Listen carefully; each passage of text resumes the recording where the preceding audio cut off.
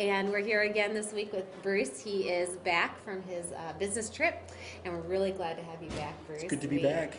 We managed last week without you. Oh, stop. We I'm sure you did great. And as always, I'm Jennifer, and I hope you guys are still hanging in there with your readings wherever you're at. Just keep up the great work, and we'll catch you up with March 15th through the 21st today, which was some great readings. We did a little dance last week.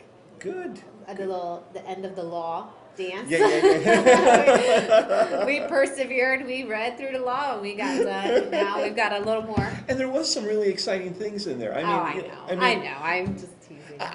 You know, when you look at the law kind of as a 40,000-foot view, you know, this awness and, you know, this desire that says that you prep before you come before God. And what a valuable lesson. It's something that the modern church doesn't get. I mean, we kind of, you know, God's our buddy, you know, and I know that that's overstating it, but there is sometimes, well, you know, he's just not, you know, I mean, he's God, you know, majestic, unseen, you know, I mean, holy God, you know, and that's huge. Yeah, so that's why I would like to encourage everybody. You're not wasting your time by Absolutely reading the not. Old Testament at all, because it's going to change your perspective on who God is and His holiness, and really make you appreciate what Jesus did for us. Yes. Okay, so we have called law. We're done there. We'll move on. And this past week, we're starting to get into now. Israel is supposed to go forward, conquer the land, because God said He'd be with them, and they can do it, and they should. Yeah. Matter of fact, we start out with be strong, you know, and again, not cruel, not dominating, but strength, you know, which means humility and love of God. So, you know, it says, you know, the first thing we got is that constant message. You know, Joshua ends his life the way he begins it, be strong, you know, and, you know, that's just a really cool thing. So, you know, okay, we got to be strong in that stuff. Now we get to March 17th, where Israel is now ready to go out and do what they're supposed to do, and they do, right? They do. They're largely successful. You know, they constantly, you know, because they're walking on the Lord. They're on fire. They've got Joshua there, and they go out and they conquer a lot of lands. We had a pretty good discussion on that too, didn't we? Kind of a little sidebar. Last week we actually brought it up, talking about how God. A lot of people will get to this part of the Bible and they say, well, I think I can't handle this anymore. This sounds too cruel. God's telling them to go in and annihilate these people that are just, living their life. Yeah. And these strangers are supposed to come in, kill them all, the women, the children. How can we say that God's good if He's going to tell them to? And that's a good question, because often if you're sharing with somebody who's got a little bit of knowledge, the first thing, or one of the first things they're going to throw up in your face is, hey, if you know, you tell me that God is loving and you know, He takes care of everything, but here He is, He commands not only to kill the men, but to kill the women and to kill the children. How can this be a loving God? It's a good question. And we kind of came across, I thought, 3 reasons that kind of dealt with it. And you know, I guess the first thing is, remember, we're talking about an age, you know, and you know, it was a harsh age, you know, and people have to live in the age they're at. We live in 2010, and there's things that, you know, we value that, you know, would seem kind of silly or weird to somebody who lived in the 1870s or the 1770s. And we'd look back at them and go, gosh, that's really strange. Why would you do what you're doing? Again, there is an age aspect that, you know, that each of us live. The principles don't change, but they do. The second is, God had given these people 490 years to repent. You know, and remember we talked a little bit about the society.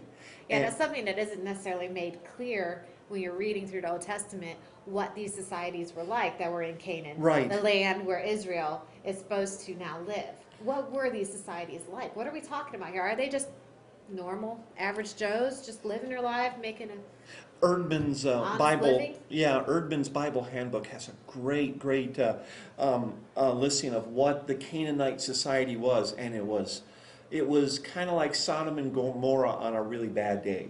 I mean, that's bad. Yeah, it's really bad. It was very lascivious. Part of the Baal worship was to take living children and to essentially fry them on a bronze on a bronze table, and Was that a common practice for yeah, all the? yeah. I So mean, and did women do this to their? yes. Okay. So it was a society that had really gone south, and just kind of one of the things I thought was really interesting, and I think all of us got, was we started talking about what happens when a society goes really bad, and we looked at Nazi Germany, and here was a society that even good people participated in the Auschwitz and Ravensbrück and Bergen-Belsen, and I mean a killing factory that murdered 6 million, and the society not only approved, it endorsed it and helped do it. And then when we went in to liberate, when we got to the borders of Germany, and when the Russians got to the borders of Poland and went in, I mean millions of people died because they didn't want to change. They believed that what they were doing was right. And the only way to do it was to go in and essentially destroy the country. And we did that. And you go... So in Germany, did just people die that were in the army, that were... No, you're right. I mean, we bombed every city.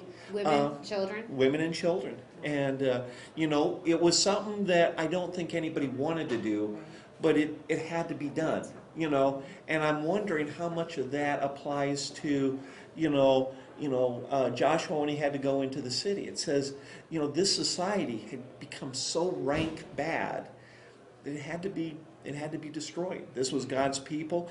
God did not want Baal worship or anything, which eventually, Israel falls to. But you can't have that society in the midst of a holy society. And then we talk mainly on a spiritual standpoint. Is it how many Canaans do I have in my brains?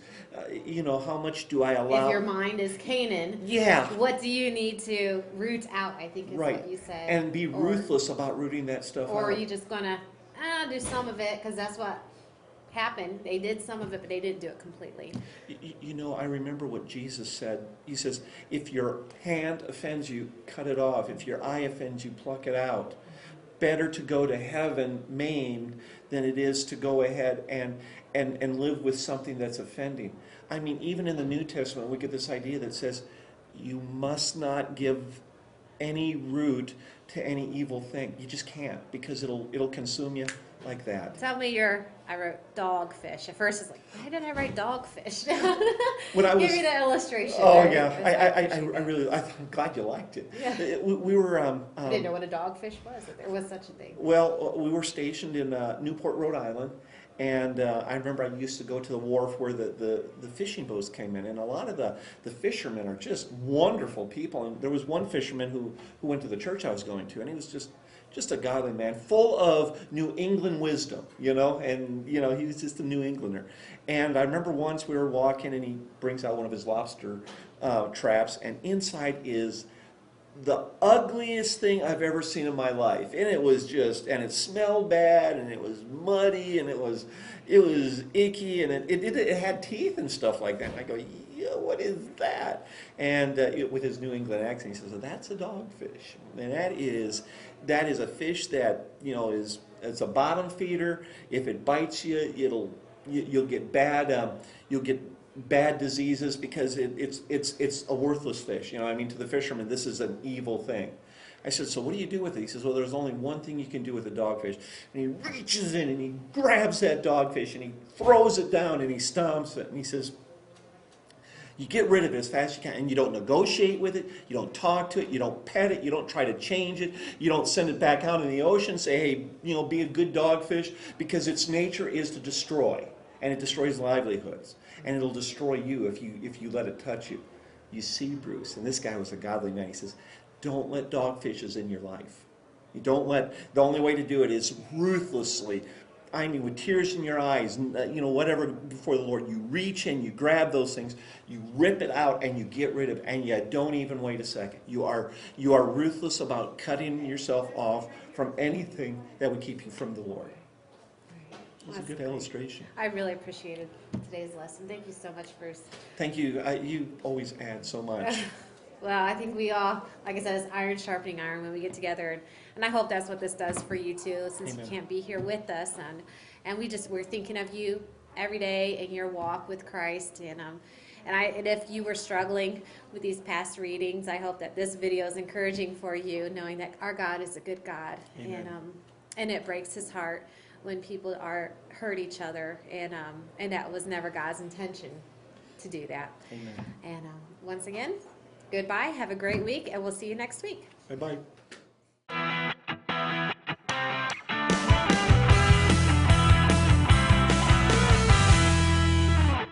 Stage on your left.